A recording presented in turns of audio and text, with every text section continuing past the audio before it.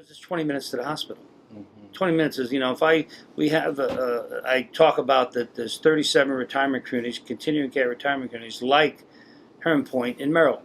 All of them are within 15 minutes of a hospital. Not coincidentally, that's why they built it there. Heron Point was built here because the hospital was up there. We would be in Sassafras or, Easton if they didn't have Chestertown Hospital. So if you have a hospital 20 minutes away, there's no argument. Nobody can be screaming, because that's not a big deal. Chestertown is an hour. Now, how about if that happened and you have to go to Easton for acute care? The helicopter's there if the weather's nice, and good luck paying the bill. You want some surgery, the ER's there, that's fine, but I think most people worry about an inpatient stay. That's the big issue, the full spectrum of services, but also the inpatient beds. That's the stickling issue, and it makes sense, especially my job. Basically, the administrator for 320 people, all over the age of 65, and then at the same time, you got to look at the seniors in this town who don't have a voice. You have the Department of Aging and senior centers, things like that. Of course, the mayor. But, the state average over 65 is like 12%. Kent County's 20%, And if they got to go, if the husband and wife or someone's got to go inpatient all the way down to Easton, they're not going to get the visitors. Right. And visiting someone in a hospital is almost as healthy as medicine. It is medicine. Freezing what they have now is the starting point. And then, like any business, we talked the other day in Rock Hall about, you pick up the paper and LifeBridge Health is advertising Carroll Hospital, one of their hospitals. You really don't see University of Maryland, Easton spending much money advertising Chester Hospital. They'll put ads and say they have different campuses, but they're not. You need to market the hospital. You have to have an administrator there. What would Heron Point be like if I wasn't the director here? Actually, maybe it's better if I'm not here, but who knows? But if you have somebody in charge, handling the day-to-day stuff, keeping morale up, but also recruiting physicians, recruiting services, increasing demand, having health fairs, all these little things that happen. And I've been a chief operating officer of 2 different hospitals. I know the business. You got to market the hospitals. The people who go there when they're really sick. In between, you got to encourage them to come there and not go to Baltimore, Easton, or somewhere else. So, stopping what they're doing now is a starting point. I think they have to still turn around and do what, I wasn't here then, but everything I hear is in 2008 they promised to bring in more docs, especially the geriatric population. This could be a wonderful opportunity for geriatricians, Yeah. I mean, everybody knows, well, listen, if I had to have a triple bypass, I'm probably going to, St. Joe's in Baltimore or Hopkins or something like that. But if I get an infection in my leg or an infection in my lung or I have a blood clot in my leg and I got to be hospitalized, and all those other things that happen in between, which are happen much more frequently than the significant issues that happen. That's always going to happen. I mean, people that live a block from Easton Hospital or a block from GBMC in Baltimore might still go to Hopkins for that. So you're still going to have that. That you can carve that out. That's always going to happen. It happens now, But it's the day-to-day services that are necessary here. And a lot of times, I know people, even in my family, you can go to Hopkins for your initial assessment and care and treatment of cancer. Say you can drive over to Baltimore for chemo twice a week. Well, you can get the chemo at Easton. It's a little bit closer. And that travel is an issue there, too. So that's something else. The initial assessments could happen at a center of excellence. And this is the thing it's been mentioned for years that why can't this hospital be a center of excellence for seniors, for geriatric care?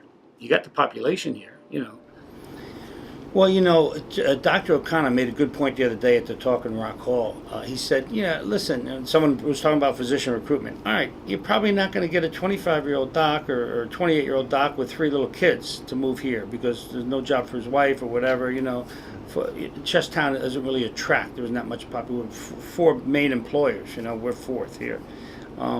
But he goes, there's a lot of mid-40s doctors who, hey, I like boating, I like the you can recruit physicians to this area. Yeah. People move to this area for all the reasons of the water, close to this, the countryside, the environment, the historic, a little Annapolis that we live in here too.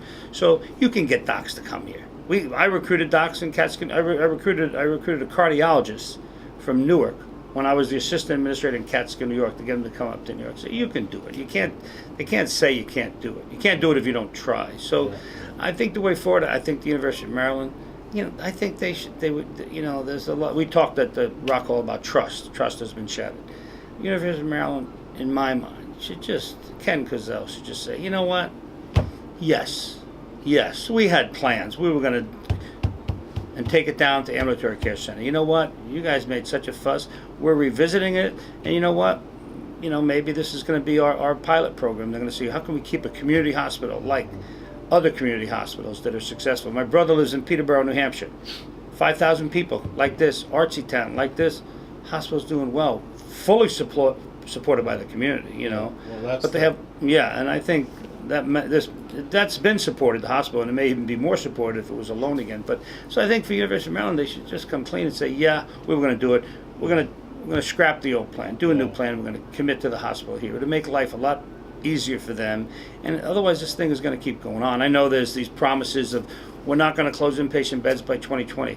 That doesn't mean anything to me. They can commit all they want. However, if they don't do anything there, they're going to close on their own. Yeah. University of Maryland, I mean, we can't. Nobody can wait for that. If we sit here a year from now saying, well, that report will be done next month, what's happened since April of 16, and we're sitting here in September, and you and I are talking September 17, and go, well, the report come out. If we don't do anything between now and then, this whole thing is doomed. This whole thing is doomed. I mean, the University of Maryland, they need to commit to what they know what needs to be done. Put somebody in charge that's there every day, and recruit doctors and bring back some of the services. Run it as a business. We'll support it. You know, the town will support it. But if they don't do anything by next year, it's doomed. Then it's going to be a withering death, and it's going to absolutely affect the economy of this town. That's the largest employer. Yeah. And if it cuts down to ambulatory, people aren't going to move here. Then there's less volume. The college, Washington College, is significantly going to be in the middle of this thing. You know, how about if Chestertown turns into a little deserted town? I mean, I hate to say that about Catskill, New York, but I loved it, but it's a little bit quieter than it used to be. What's that going to do for parents wanting to put their kid in that local college town? So we bring it out as a health issue. People are going to die along the road or something. It's probably happened already trying to get to Easton. But if they don't have a full service hospital, that's going to cause medical problems. Yeah. Economic problems could even be worse. Yeah. You know, how do you build trust? You know how you build trust? You admit you were wrong, admit you made a mistake.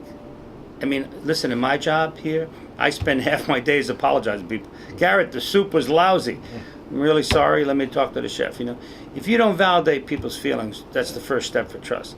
They need to validate what everybody's screaming about here, saying, yeah, you know, we're sorry, we're wrong, we're going to try to do it right. I mean, you just need to say that. You just need to say that, you know, and mean it. And I think that's step one. And step two is they probably know step two more than I do, which is how do we get some docs there? How can we increase this service, you know?